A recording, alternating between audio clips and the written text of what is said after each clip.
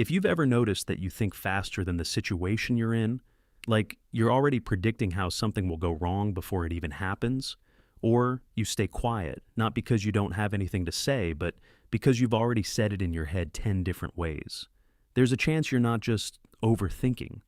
You might be operating from something deeper, something people don't usually talk about. It's what some call traumatic intelligence. And it doesn't always look like intelligence in the way people expect. It looks like awareness, pattern recognition, emotional precision, and sometimes silence. But the part most people miss is this. It didn't come from nowhere. It was built. The first sign is how quickly you read people. You can walk into a room and instantly feel the tone. You notice small changes in voice, body language, even the way someone pauses before they speak. To others, it might seem like intuition, but underneath that, it's pattern recognition. At some point, your environment trained you to pay attention, not casually, but carefully, because missing those signals might have meant misunderstanding something important, or reacting the wrong way. So now, your brain fills in gaps faster than most people can even see them. That's not random awareness, that's learned sensitivity. The second sign is that you think in layers. You don't just hear what someone says. You think about why they said it, what they meant, what they didn't say. A simple conversation can turn into a full internal analysis. And it's not because you enjoy overthinking, it's because your brain is used to searching for the deeper meaning. Because at some point, surface-level understanding wasn't enough. You had to read between the lines to understand what was really going on. So now, even when things are simple, your mind doesn't stop at simple. The third sign is that you go quiet when something hurts you. Not because you don't feel it, but because you feel too much, too fast. By the time someone notices your silence, you've already processed the situation, imagined the outcome, and decided that speaking might not change anything.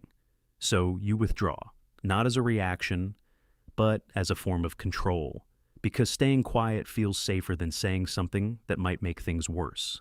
And that silence, it's often misunderstood. People think it means you don't care, but in reality, it usually means the opposite. The fourth sign is your memory.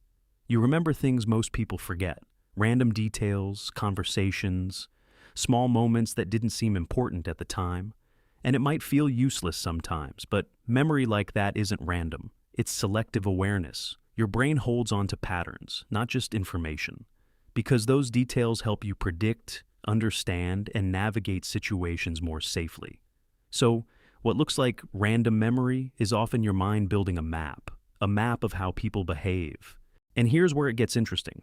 A lot of people assume this kind of thinking comes from being smart in a traditional way. But the real reason isn't intelligence in the academic sense. It's adaptation. Your brain didn't develop this way just to understand things better. It developed this way to protect you, to reduce uncertainty, to anticipate outcomes, to stay one step ahead emotionally. That's why it feels automatic, because it is. The fifth sign is that you struggle to fully relax around people. Even in calm situations, there's a part of your mind that stays alert, not in a dramatic way, just aware. You notice tone shifts, energy changes, small inconsistencies.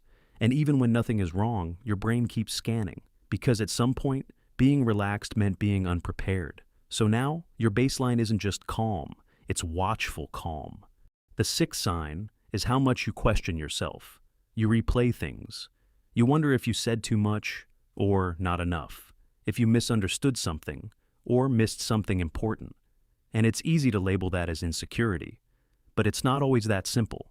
It's your brain trying to refine understanding, trying to make sure you didn't misread the situation. Because getting it wrong, at some point, had consequences. So now, your mind double-checks everything, not because you're unsure of yourself, but because you're used to being responsible for outcomes.